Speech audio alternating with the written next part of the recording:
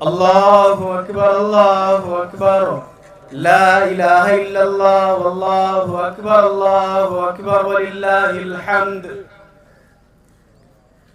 الحمدللہ رب العالمین الرحمن الرحیم مالک یوم الدین واشہد ان لا الہ الا اللہ وحدہ لا شریک لہ واشہد ان محمدا عبدہ ورسولہ قال اللہ تعالی فی کتابہ الکریم ان ابراہیم کان امتا قانتا للہ حنیفا ولم یک من المشرکین۔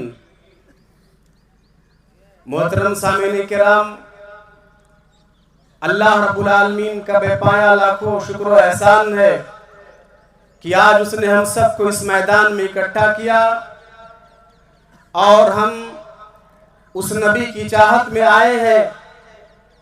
ہمارا طریقہ کار یہ ہونا چاہیے، آج عید قرباں ہے اور اسلامی شریعت میں اسے خوشی کا دن کہا گیا ہے، اسی لیے اللہ کے رسول نے بیان فرمایا کہ آج ہم نماز ادا کریں گے، اس کے بعد اپنے گھروں کو واپس لوٹیں گے، پھر اپنے قربانیوں کو پیش کریں گے۔ اسلامی شریعت میں اللہ رب العالمین نے 2 عید عطا کیے ہیں جس میں انسان خوشی کا اظہار کرتا ہے، لیکن جس مناسبت سے ہم اکٹھا ہوئے ہیں اس عظیم نبی کا واقعہ، اس عظیم پیغمبر کا واقعہ ہم کو یاد کرنا چاہیے۔ اللہ رب العالمین نے ذکر کیا اور یہ بیان کیا قرآن کریم کے اندر، ان ابراہیم کان امتا قانتا للہ حنیفا۔ اے دنیا کے انسانوں، ابراہیم علیہ السلام اپنی ذات میں اکیلے ایک امت تھے، اللہ کے فرما بردار بندے تھے۔ اللہ تعالیٰ جو حکم دے دیتا تھا فوراً اس کو بجا لاتے تھے۔ آگے اللہ نے کہا کہ تمام لوگوں سے، مشرکوں سے اپنا ناطہ توڑ لیے تھے، اللہ کی توحید کے لیے الگ ہو گئے تھے۔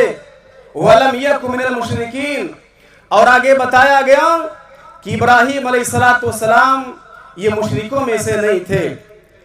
غور کرنے کی بات ہے کہ اللہ رب العالمین نے اس عظیم نبی کا جب تذکرہ کیا تو کہا اکیلے ایمان اور عمل کے اعتبار سے پوری امت پر بھاری ہے۔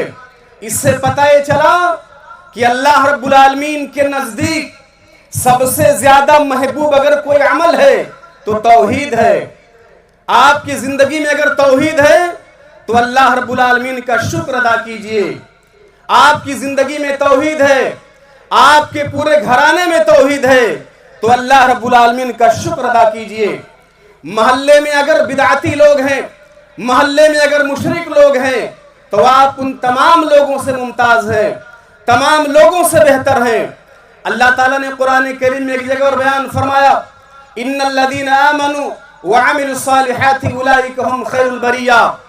اے میرے نبی، جو لوگ ایمان لائے، ایمان لانے کے بعد نیک عمل کیے، اللہ تعالیٰ کی کتابوں پر ایمان لائے، نبیوں پر ایمان لائے، اللہ کی فرشتوں پر ایمان لائے، تقدیر پر ایمان لائے، آخرت پر ایمان لائے، ایمان لانے کے ساتھ ساتھ جو لوگ نیک عمل کرتے رہے، دنیا میں نیک عمل کیا، توحید کو بجا لایا، اللہ تعالیٰ قرآن میں کہتا ہے کہ یہ تمام مخلوق میں سب سے بہتر ہیں۔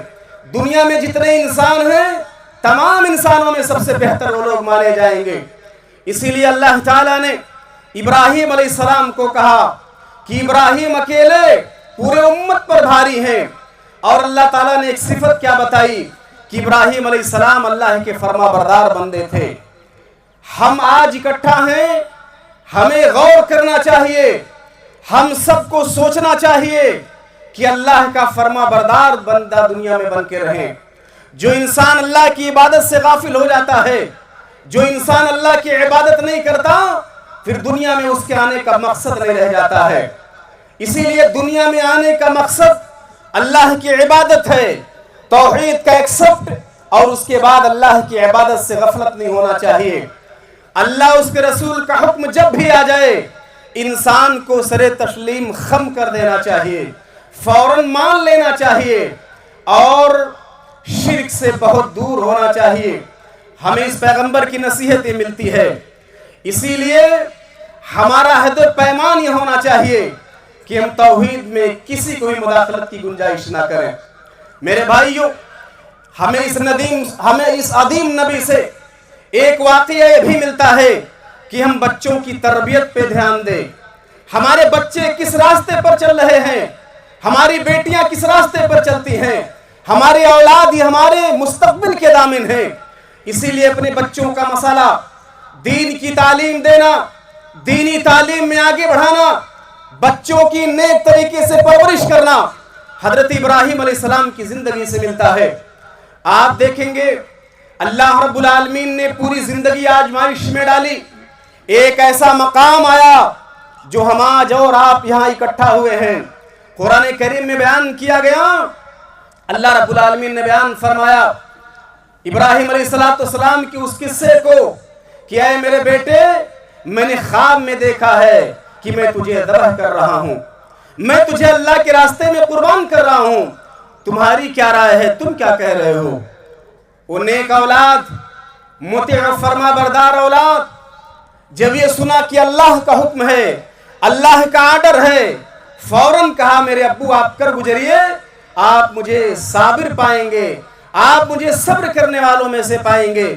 मेरे भाइयों, इस चीज की नसीहत हमको मिलती है कि ये नबी की तालीम कैसी रही होगी। वो फरमा बरदार बेटा अल्लाह के रास्ते में कुर्बान होने के लिए तैयार हो गया।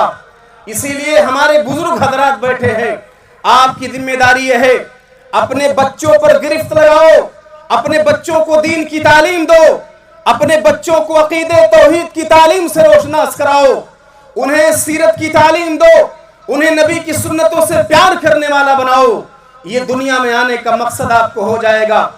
इसीलिए इब्राहिम अलैहिस्सलाम ने अल्लाह से दुआ मांगी थी, ऐ अल्लाह तू मेरी औलाद को नमाज कायम करने वाला बना। इसीलिए हमको ये पता चला कि हम उनकी सुन्नत पर अमल करते हुए हम ये गौर व फिक्र करें कि अपने औलाद को खास तौर से देखें। हमारे मामलात, एक चीज मैं आपको और बताऊं, इस्लाम किसी दूसरे को तकलीफ नहीं देता। इब्राहिम अलैहिस्सलाम ऐसे माहौल में आँख खोलते हैं जब लोग गैरुल्लाह की इबादत करते हैं, अल्लाह के सिवा दूसरे की इबादत करते हैं। हजरत इब्राहिम अलैहिस्सलाम ने अपने बाप को दावत दी, कौम के लोगों को दावत दी। इससे पता ये चला कि किसी पर कोई जबर नहीं है। आज जिन लोगों को इस्लाम का मुताला नहीं है, जो लोग इस्लाम को नहीं जानते, इस्लाम के बारे में तरह तरह से तोहमात पेश करते हैं, उन्हें इस्लाम की तालीम नहीं पता है। अल्लाह के रसूल ने बयान फरमाया, कहा इस्लाम की तालीम में किसी को जबरदस्ती नहीं है, और इस्लाम वो है जो अपनी जबान से किसी दूसरे को तकलीफ न दे, अपने हाथ से किसी मुसलमान भाई को तकलीफ न दे, अपनी जबान से किसी मुसलमान भाई को तकलीफ न दे। ये इस्लाम का तरीका है, ये इस्लाम का नमूना है। इसीलिए हमें चाहिए कि आज हम खुशी के माहौल में हैं, हमारे जो रिश्तेदार नाराज हैं, हमारे जो भाई मुझसे खफा हैं, हम उन्हें गले लगाएं, हम उन्हें करीब कर लें, अल्लाह के लिए उनसे मोहब्बत करें, अल्लाह के लिए उनसे उल्फत करें।